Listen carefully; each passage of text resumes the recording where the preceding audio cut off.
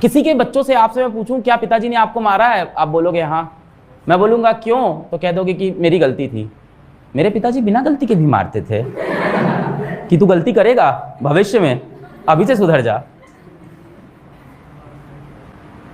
Road बनवाने का काम करते थे, वहां उनको अलग अलग लोगों से डील करना पड़ता था। उस दिमाग के साथ घर में आते थे, मुश्किल से पैसा कमा के कर्ज लेके मुझको पढ़ा रहे थे।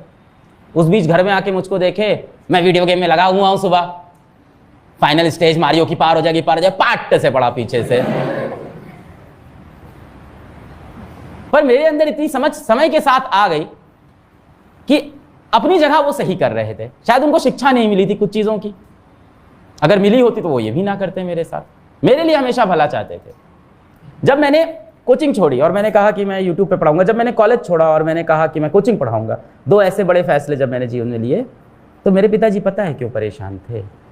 मेरे पिताजी इसलिए परेशान थे क्योंकि पहले वो बहुत से अलग अलग तरह के व्यवसाय करते थे जो उन्होंने बीच बीच में छोड़ दिए, अलग अलग कारणों से।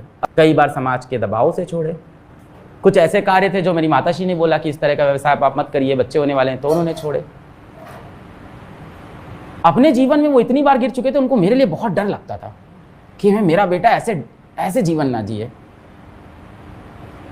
हमारे पिताजी जब घर बेचे और हम लोग को किराए घर पे ले गए, तो हम तो 6th क्लास में थे। पता है हमको क्या बोले? हमको बोलते हैं कि ये घर अपना है, हमने खरीदा है। और हम इसी गलत फहमी में रहे कम से कम 6 महीना, 7 महीना, 8 महीना। अपने दोस्तों को भी हम यही बता रहे थे कि ये घर हमारा है। अब पिताजी ने सिर्फ इसलिए किया था क्योंकि उनको इज्जत बड़ा लगता था कि समाज में इज्जत खराब हो जाएगी, मेरा बेटा क्या सोचेगा, इसके दोस्त क्या सोचेंगे। तो ये सबको बताते रहे घर हमारा है, ये घर हमारा है। 6-7 महीने में समझ में आ गया किराया देना पड़ता है, घर अपना नहीं है। 6-7 महीने समझ में आ गया दीवार पे एक कील ठोको तो नीचे से आवाज आ जाती है, तो समझ में आ गया घर अपना नहीं, मकान मालिक का है। तो उनको ये लगता था कि ये जो उनको अपनी इज्जत बचाने के लिए झूठ बोलने पड़ रहे हैं जीवन में,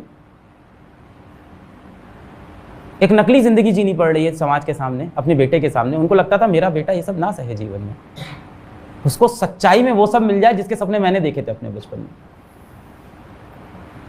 और मैं तो आज अपनी बहन से भी, मेरी बहन की बहुत लड़ाई होती है पिताजी से, कई बार वो गुस्सा भी हो जाती है, तो मेरे पास आती है तो मैं उनको भी यही बोलता हूँ, जैसे भी हैं अपने ही बाप हैं, कोई बात नहीं।